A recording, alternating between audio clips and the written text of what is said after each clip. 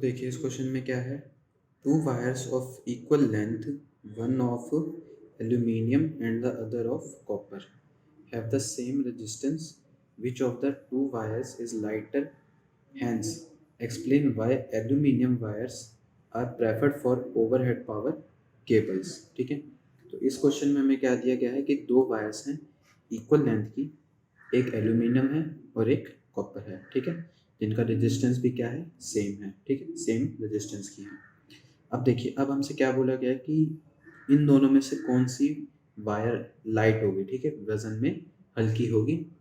और hence explain why aluminium wires are preferred for overhead power cables. और हमसे ये कहा गया है कि सिर्फ एल्यूमिनियम ही क्यों प्रेफर की गई है ओवरहेड पावर केबल्स के लिए। ठीक है, ताकि हम उसमें से बहुत सारी पावर केबल्स को निकाल सकें। ठीक है, एल्यूमिनियम में से उसी को हमने प्रेफर क्यों किया है। ठीक है, और देखिए यहाँ पे हमें कुछ चीज़ें गिवन है, जैसे रजिस्टिविटी ऑफ एल्यूमिनियम की वैल्यू दी गई है, रजिस्टिविटी ऑफ कॉपर की भी वैल्यू दी गई है, और रिलेटिव डेंसिटी ऑफ एल्यूमिनियम और कॉपर की भी वैल्यू दी गई है। ठीक है, तो देखिए, तो ये चीज़ हमें गिवन है यहाँ पर। तो सबसे पहले हम क्या बताएंगे यहाँ पर कि जो हमारा, देखिए ये चीज़ हमें गिवन है। ठीक है, तो अब हमें जो चीज़ें नहीं बताएगी अब उनको लिखते हैं। ठीक है, तो गिवन क्या है हमें, जैसे रजिस्टिविटी ऑफ ए एल, तो इसको हम ऐसे लिख सकते हैं। ठीक है, रजिस्टिविटी ऑफ ए एल कितनी दी गई है, 2.63 इंटू 10⁻⁸ ओम मीटर से। ठीक है, ओम मीटर से दी गई है। और हमें क्या दिया गया है कि रजिस्टिविटी ऑफ कॉपर दी गई है। ठीक है, रजिस्टिविटी ऑफ कॉपर कितनी दी गई है, 1.72 इंटू 10⁻⁸ ओम मीटर से दी गई है। ठीक है, तो ये हमारे पास ये दो वैल्यूज़ हैं। और हमें क्या दिया गया है, रिलेटिव डेंसिटी। ठीक है, रिलेटिव डेंसिटी, तो जिसको हम कह सकते हैं कि रिलेटिव डेंसिटी, ठीक है, तो ऑफ एल्यूमिनियम। ठीक है, ऑफ एल्यूमिनियम, जैसे हमने D1 से नाम दे दिया, तो जिसकी डेंसिटी कितनी है, कितनी दी गई थी, 2.7 दी गई थी। ठीक है, 2.7 दी गई थी। ठीक है, और रिलेटिव डेंसिटी ऑफ एल्यूमिनियम और कॉपर की कितनी दी गई थी, मतलब हम इसे D2 से डिनोट कर देंगे। तो D2 हमें दिया गया था 8.9 दिया गया था। ठीक है, 8.9 दिया गया था। ठीक है, तो देखिए यहाँ हम लेट कर लेते हैं कि लेट L1 एंड M1, ठीक है, क्योंकि हमें L1 M1 की जरूरत पड़ेगी यहाँ पर। तो L1 and M1 be length and mass of aluminium. ठीक है, ऑफ एल्यूमिनियम। तो ये हमने लेट कर लिया कि एल्यूमिनियम की लेंथ और मास क्या होगी, L1 और M1 होगी। इसी तरह and L2 and M2 be length and mass of copper. ठीक है, ऑफ कॉपर।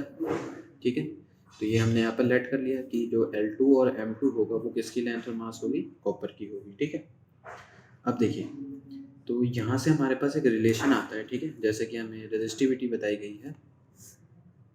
अब देखिए, जैसे इन्होंने हमें क्या कहा था कि जो रेजिस्टेंस है, ठीक है, जो रेजिस्टेंस दोनों का इक्वल है। ठीक है, मतलब हमारे पास जो, जैसे हम यहाँ कह सकते हैं कि दैट रेजिस्टेंस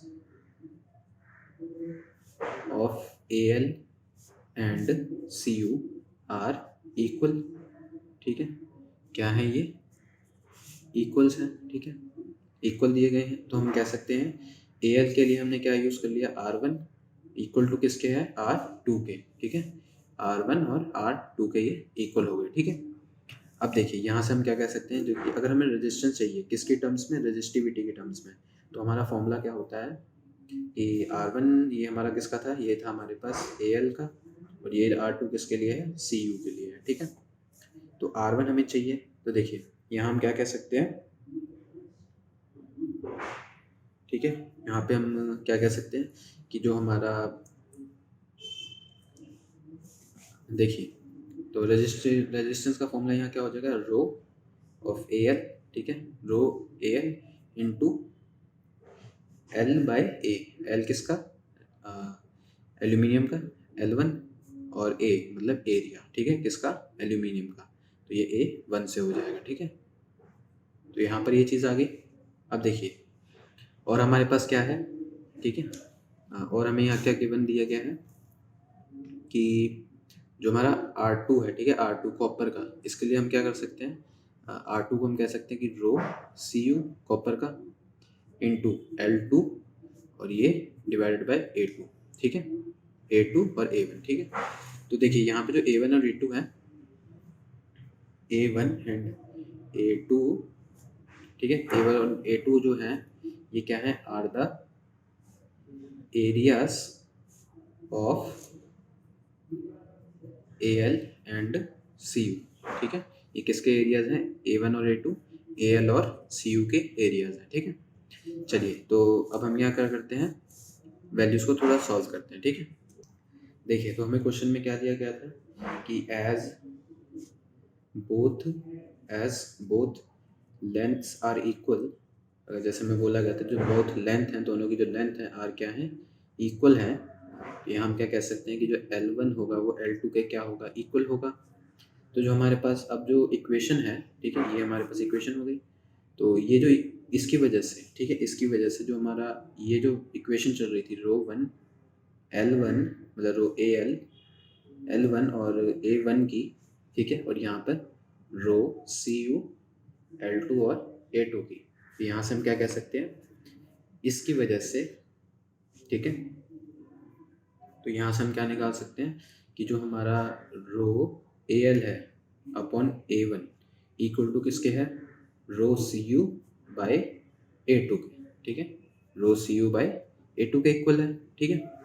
चलिए तो अगर यहाँ से हम कुछ सॉल्व करें इस वैल्यू को, तो हमें क्या मिल सकता है कि जो A1 A2 है, ठीक है, जो A1 बाई A2 होगा ये किसके इक्वल होगा, रो Al के और रो Cu के इक्वल होगा, ठीक है, rho Al by rho Cu होगा। तो देखिए A1 A2 का यहाँ से एक रेशो आ सकता है, ठीक है, A1 और A2 की एक रेशो की वैल्यू आ सकती है। जैसे A1 बाई A2 क्या होगा, रो Al की वैल्यू क्या दी गई थी हमें, 2.63 इंटू 10⁻⁻8 दी गई थी, और इसकी वैल्यू कितनी थी, 1.72 इंटू 10⁻⁸ दी गई थी, ठीक है। तो ये हमारे पास एक वैल्यू थी।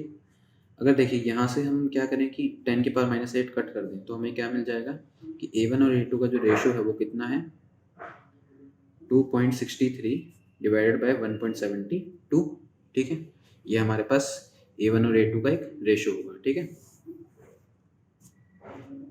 तो देखिए इस इक्वेशन को हमने क्या मान लेते हैं, इसको हम अपनी फर्स्ट इक्वेशन बना देते हैं, ठीक है, इस इक्वेशन को अपनी फर्स्ट इक्वेशन बनाते हैं जिससे हम आगे सॉल्व कर सकते हैं, ठीक है। चलिए अब देखिए अब हमारे पास हमें क्या बताना है यहाँ पे कि जो हमारा वजन, ठीक है, किसका वजन कम होगा, ठीक है, किसका वजन लाइटर है, तो हमें क्या पता करना चाहिए कि किसका मास कितना कम होगा, ठीक है, किसके मास की वैल्यू कम होगी। तो हम यहाँ क्या फाइंड करेंगे कि mass of the aluminium find करेंगे, पहले मास ऑफ द एल्यूमिनियम क्या होगा,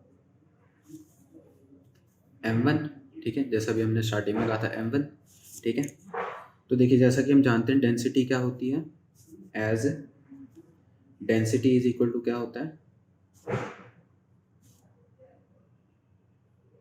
मास बाय वॉल्यूम होती है, ठीक है, मास बाय वॉल्यूम होती है। तो यहाँ मास कौन सा है, M1 का, और वॉल्यूम, ठीक है, वॉल्यूम, तो ये किसकी है वॉल्यूम, एल्यूमिनियम की वॉल्यूम है, ठीक है। तो यहाँ से अगर हम M1 को फाइंड करें तो हमें क्या मिल जाएगा, डेंसिटी मतलब D1 और वॉल्यूम इनटू ये एल्यूमिनियम का होगा मतलब VAL होगा, ठीक है, ठीक है, VAL होगा। तो देखिए तो जो हमारा M1 है, ठीक है, जो हमारा M1 होगा यहाँ पे, इसे हम क्या कह सकते हैं कि D1 is equal two into volume अगर हमें चाहिए तो हम क्या कह सकते हैं, वॉल्यूम का एक फॉर्मूला हमारे पास क्या होता है, एरिया, ठीक है, मतलब A1 एल्यूमिनियम की बात हो रही है इंटू लेंथ, ठीक है। तो यहाँ से हमें अपना वॉल्यूम मिल सकता है, ठीक है, यहाँ से हमें अपना वॉल्यूम मिल सकता है। तो अगर हम M1 की वैल्यू को पुट करते हैं, ठीक है, M1 की वैल्यू को पुट करते हैं यहाँ पर, तो D1 हमारा क्या था, ठीक है। तो देखिए यहाँ से हमें क्या फाइंड करना था, M1 की वैल्यू, ठीक है। तो हम इसे एक काम करते हैं, यहाँ पर इस वैल्यू को, ठीक है, इक्वेशन बना लेते हैं, एक सेकंड इक्वेशन बना लेते हैं, ठीक है। इस इक्वेशन को एक सेकंड इक्वेशन बना लेते हैं जिसका हमें आगे यूज़ हो जाएगा, ठीक है। चलिए, तो देखिए अभी हमने मास ऑफ एल्यूमिनियम फाइंड कर लिया m1, ठीक है। यहाँ पे m1 हमने निकाल दिया। अब हमें मास ऑफ कॉपर फाइंड करना होगा, ठीक है। तो मास ऑफ कॉपर निकालते हैं। तो देखिए जो मास, ठीक है, जो हमारे पास मास ऑफ कॉपर होगा, ठीक है, ऑफ कॉपर, ठीक है। तो कॉपर वायर जैसे हम कह सकते हैं हमारा m2 क्या होगा, जैसा कि अभी हमने करा डेंसिटी और उसका, तो मतलब ये m2 इक्वल टू क्या होगा, d2 into A2 into L2 हो जाएगा, ठीक है। A2 इंटू L2 हो जाएगा। अब देखिए तो ये भी हमारी एक इक्वेशन बन गई, थर्ड इक्वेशन आ गई यहाँ पे, ठीक है। थर्ड हमारे पास ये इक्वेशन आ गई। अब हमने क्या करना है, हमें क्या फाइंड चाहिए था कि जो हमारा मास होगा इनका, ठीक है, किसका मास लाइटर होगा, ठीक है। तो हम क्या कहेंगे, हम यहाँ डिवाइड कर सकते हैं, डिवाइड सेकंड बाय थर्ड, ठीक है। हम सेकंड और थर्ड को यहाँ पे डिवाइड कर लेते हैं, तो हमें क्या मिलेगा कि जो m1 है बाय m2, ये हमें क्या मिल जाएगा, d1 into a1 into L1 divided by d2 into A2 into L2, ठीक है। अब जैसा कि हम जानते हैं क्वेश्चन में हमें क्या दिया कि L1 और L2 क्या है, इक्वल है, ठीक है। L1 और L2 क्या है हमारे पास, इक्वल। तो यहाँ से इनकी वैल्यू कैंसिल आउट हो सकती है, मतलब हम कह सकते हैं जो m1 और हमारे पास जो m2 है इसकी वैल्यूज़ क्या बचेंगी कि d1 by d2 into A1 by A2, ये हमारे पास वैल्यू बच जाएगी, ठीक है। तो देखिए m1 और m2 क्या होगा हमारा, अब देखिए d1 हमें क्या दिया गया था 2.7 और d2 क्या दिया गया था 8.9 इंटू A1 A2 का हमने क्या रेशो निकाला था 2.63 डिवाइड बाई 1.72, ठीक है। ये हमने रेशो निकाला था। अगर इसे हम सॉल्व कर लें, ठीक है, इस चीज़ को हम सॉल्व करते हैं तो हमें m1 m2 का रेशो कितना मिलेगा, m1 और m2 का रेशो आ जाएगा 0.46 का, 0.46 का हमारे पास क्या आ जाएगा, रेशो आ जाएगा, ठीक है। और देखिए यहाँ ध्यान से अगर हम देखें तो ये देखिए ऊपर क्या है 2.7 इंटू 2.63, ठीक है, 2.63, और यहाँ नीचे क्या है 8.9 इंटू 1.72। तो यहाँ हमें अगर हम ध्यान से देखें तो हमें पता चल सकता है कि जो m1 है, m1 इसका मास कैसा है, स्मॉल है एज कम्पेयर टू m2, ठीक है। मतलब एल्यूमिनियम का जो मास है वो कंपेयर टू कॉपर क्या है, लेस है, मतलब लाइटर है। तो ठीक है, तो हम क्या कह सकते हैं कि from ratio m1 and m2 we can, ठीक है, we can conclude that aluminium is lighter than Cu, ठीक है। जो एल्यूमिनियम है वो क्या है, लाइटर देन Cu है। अगर ये एल्यूमिनियम हमारा लाइटर है, ठीक है, अगर एल्यूमिनियम हमारा लाइटर है तो हम क्या कह सकते हैं कि जो प्रेफर की गई थी, ठीक है, प्रेफर की गई थी ओवरहेड पावर केबल्स, तो यहाँ पे हम क्या कहेंगे, तो इट इज प्रेफर्ड, ठीक है, इट इज प्रेफर्ड दैट, या हम फॉर कह सकते हैं, इट इज प्रेफर्ड दैट, या हम यहाँ फॉर कहेंगे फॉर ओवरहेड, ठीक है, for overhead power cables over copper, ठीक है, ओवर कॉपर। मतलब हमसे हमें क्या पूछा गया था कि एल्यूमिनियम के ही ऊपर क्यों की गई है, ठीक है, पावर केबल्स प्रेफर्ड। तो हम क्या बोलेंगे, कॉपर को छोड़कर हमने प्रेफर किसके ऊपर गई है, एल्यूमिनियम के ऊपर, ठीक है। तो it is preferred that for overhead power cables over copper. तो यहाँ पे हम क्या कहेंगे, जो ओवरहेड पावर केबल्स हैं किसके लिए की गई हैं, तो AL के लिए की गई हैं, ठीक है। तो जो ओवर कॉपर की बात की गई है, मतलब कॉपर को छोड़कर, ठीक है, यहाँ पे हम कॉपर को हटा देंगे, ठीक है, कॉपर की बात नहीं की जा रही है, AL की बात की जा रही है, ठीक है। मतलब AL के ऊपर जो प्रेफर की गई है, ठीक है, ओवरहेड पावर केबल्स, वो इसलिए की गई है क्योंकि AL का जो वजन है वो कैसा है, लाइटर है, किससे, कॉपर से, ठीक है। तो ये हमारा आंसर होगा। इससे आसान सॉल्यूशन और कहीं नहीं।